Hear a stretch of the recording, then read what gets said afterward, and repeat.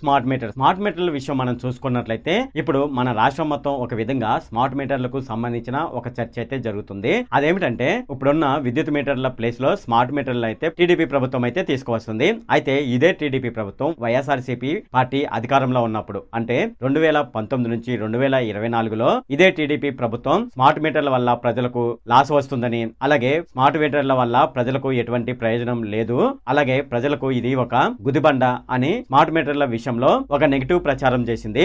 అయితే ఇప్పుడు మనం చూసుకున్నట్లయితే అదే టీడీపీ ప్రభుత్వం 2024లో అధికారంలోకి వచ్చిన తర్వాత జనాలు నెత్తి మీదకి స్మార్ట్ గా ఈ స్మార్ట్ మీటర్లను అయితే మన ఇంట్లో బిగిచ్చేస్తుంది. ఎందుకంటే ప్రస్తుతం ఉన్న ప్రభుత్వం టీడీపీ ప్రభుత్వం కాబట్టి తన అధికారంతో ఈ పనిని అయితే చేస్తుంది. యాక్చువల్ గా స్మార్ట్ మీటర్లకు సంబంధించి చాలా మందికి అయితే చాలా ఇబ్బందులు అయితే ఉన్నాయి. అయితే స్మార్ట్ మీటర్లకు సంబంధించిన రీఛార్జ్ అంటే మన మొబైల్ కి సంబంధించి మనం రీఛార్జ్ అయితే చేసుకుంటాం కదా, అలాగే స్మార్ట్ మీటర్లో కూడా రీఛార్జ్ కూడా అలాగే చేసుకోవాలి. అయితే మన ఆంధ్రప్రదేశ్ లో చూసుకున్నట్లయితే స్మార్ట్ ఫోన్ ఉపయోగించే వాళ్ళు ఎంతమంది ఉన్నారు ఒకసారి మనం గమనించినట్లయితే చాలా మంది మన ఆంధ్రప్రదేశ్ లో నిరక్షరాస్యులే ఉన్నారు.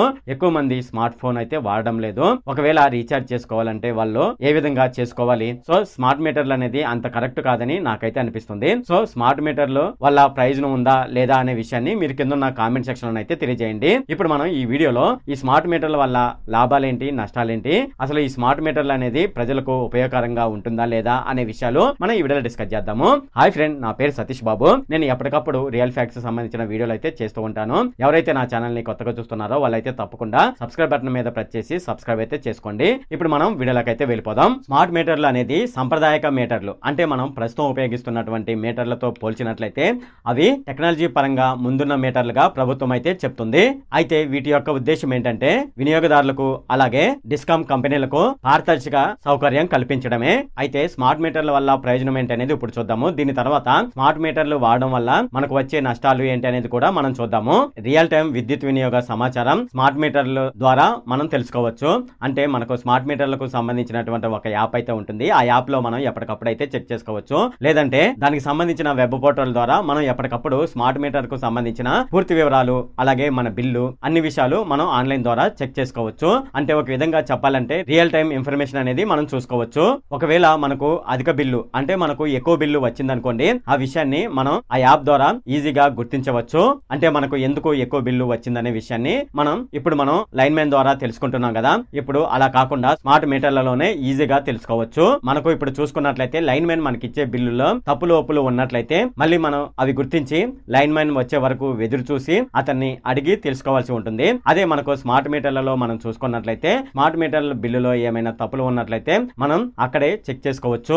అంతేకాకుండా మనకు ఇప్పుడున్నటువంటి మీటర్లలో మనం చూసుకున్నట్లయితే లైన్ మ్యాన్ వచ్చి మనకు బిల్లు జనరేట్ చేయడం జరుగుతుంది. కానీ స్మార్ట్ మీటర్లలో ఆటోమేటిక్ గా బిల్లు జనరేషన్ అనేది స్మార్ట్ మీటర్లలో జరిగిపోతుంది. అందుకే బిల్లింగ్ సంబంధించిన సమస్యలు అనేవి స్మార్ట్ మీటర్లలో అసలు ఉండదు. దీనిలో ప్రీపెయిడ్ ఆప్షన్ అయితే ఉంటుంది. అంటే మనం ముందుగానే బిల్లు చెల్లించవలసి ఉంటుంది. ఫర్ ఎగ్జాంపుల్ గా మనం చూసుకున్నట్లయితే మనం మొబైల్ వాడుతున్నాం కదా, ఇలా మొబైల్ వాడుతున్నప్పుడు మనం ముందుగానే బిల్లు చెల్లిస్తాం కదా. అదే విధంగా స్మార్ట్ మీటర్ల విషయంలో కూడా మనం చూసుకున్నట్లయితే మనం ముందుగానే బిల్లు చెల్లించవలసి ఉంటుంది. ఇప్పుడు మనం చూసుకున్నట్లయితే నెలంతా వాడిన తర్వాత లైన్ మ్యాన్ వచ్చి మనకు బిల్లు అయితే ఇస్తాడు కదా. స్మార్ట్ మీటర్లలో అలా జరగదు. మనం ముందే మనీ పే చేసి విద్యుత్తును అయితే వినియోగించుకోవాల్సి ఉంటుంది. మనం బిల్లు చెల్లించకపోతే ఆటోమేటిక్ గా డిస్కనెక్షన్ అయిపోతుంది. మనం బిల్లు చెల్లిస్తే ఆటోమేటిక్ గా రీకనెక్షన్ అయితే అయిపోతుంది. ఇది ఆటోమేటిక్ గా ఆన్లైన్ లోనే జరిగిపోతుంది. భవిష్యత్తులో పీక్ అవర్స్ లో ఎక్కువ, ఆఫ్ పీక్ అవర్స్ లో తక్కువ రేట్లు పెట్టి కరెంటు వాడకాన్ని మేనేజ్ చేసుకోవాల్సిన అవకాశం అయితే ఉంటుంది. దీని ద్వారా విద్యుత్ చోరీలు ఉంటాయి కదా, అంటే విద్యుత్ ని అనాధికారికంగా వాడుకునే వాళ్ళు ఉంటారు కదా, అది తగ్గుతుంది. లీగల్ గా కనెక్షన్ ఉన్న వాళ్ళకే విద్యుత్ మీటర్ అయితే బిగించడం జరుగుతుంది. ఇవి ఈ స్మార్ట్ మీటర్ వల్ల లాభాలు. అలాగే ఈ స్మార్ట్ మీటర్ వల్ల నష్టాలు ఏంటనేది ఇప్పుడు చూద్దాము. మీ డేటాకు సంబంధించినటువంటి ప్రైవసీ సమస్య ఉండదు. అంటే మన డేటా అనేది రహస్యంగా ఉండదు. మీ డేటా పూర్తి సమాచారం డిస్కామ్ కంపెనీల దగ్గర అయితే ఉంటుంది. డేటా సెక్యూరిటీ విషయంలో మనం కొద్దిగా సందేహపడవలసి ఉంటుంది. అంటే డిస్కామ్ కంపెనీలో ఈ డేటాని అమ్ముకొని వేరే విధంగా వాడుకునే అవకాశం అయితే ఉంటుంది. కాబట్టి స్మార్ట్ మీటర్లు అనేవి GSM 4G లేదా RF తరంగాల వల్ల పనిచేస్తుంది. సిగ్నల్ సమస్య ఉన్న ప్రాంతాల్లో రీడింగ్ కు సంబంధించిన అప్డేట్ అనేది లేట్ అవుతుంది. మనం ప్రీపెయిడ్ గా బిల్లు చెల్లించకపోయినట్లయితే, అంటే ముందుగా మనం బిల్లు చెల్లించకపోయినట్లయితే ఆటోమేటిక్ గా అది డిస్కనెక్షన్ అయితే అయిపోతుంది. అంటే మన ఇంట్లో కరెంట్ అనేది కట్ అయిపోతుంది. టెక్నికల్ గ్లిచ్ వల్ల తప్పుగా డిస్కనెక్షన్ అయ్యే అవకాశం కూడా ఎక్కువగా ఉంటుంది. సర్వీస్ రిపేర్ డిపెండెన్సీ పాత మీటర్లతో మనం పోల్చినట్లయితే మన మీటర్ లో ఏదైనా రిపేర్ అంటే ఏదైనా సమస్య వచ్చిందనుకోండి, దాన్ని రిపేర్ చేయడం చాలా ఈజీ. ఇప్పుడున్న మీటర్లలో మనం చూసుకున్నట్లయితే అదే స్మార్ట్ మీటర్లను అయితే చాలా కష్టమైపోతుంది.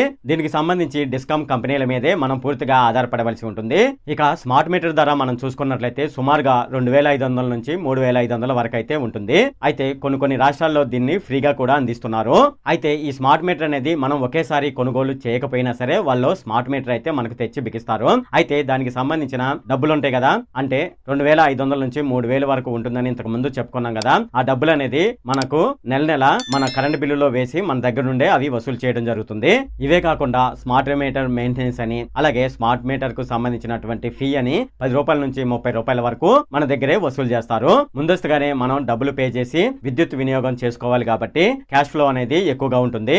ఇది ఫ్రెండ్ ఈ వీడియోలో స్మార్ట్ మీటర్ వల్ల మనకు లాభం ఉందా నష్టం ఉందా, స్మార్ట్ మీటర్ అనేది మనం బిగించుకోవడం మంచిదా కాదా అనే విషయాన్ని మీరు కింద కామెంట్ సెక్షన్ లో అయితే తెలియజేయండి. ఇది ఫ్రెండ్ ఈ వీడియోలో. ఫ్రెండ్ ఈ వీడియో కనుక మీకు నచ్చినట్లయితే ఇక్కడ కింద సబ్స్క్రైబ్ బటన్ మీద అయితే ప్రెస్ చేయండి. అలాగే ఈ వీడియోని మీ ఫ్రెండ్స్ అండ్ ఫ్యామిలీ మెంబర్స్ కి అయితే షేర్ చేయండి. అలాగే ఈ వీడియో సంబంధించి ఏమైనా కామెంట్లు ఉన్నాయి అనుకోండి, నాకు తప్పనిసరిగా కింద కామెంట్ సెక్షన్ లో అయితే తెలియజేయండి. ఈ వీడియో అంతే friend. Okay, thank you friend.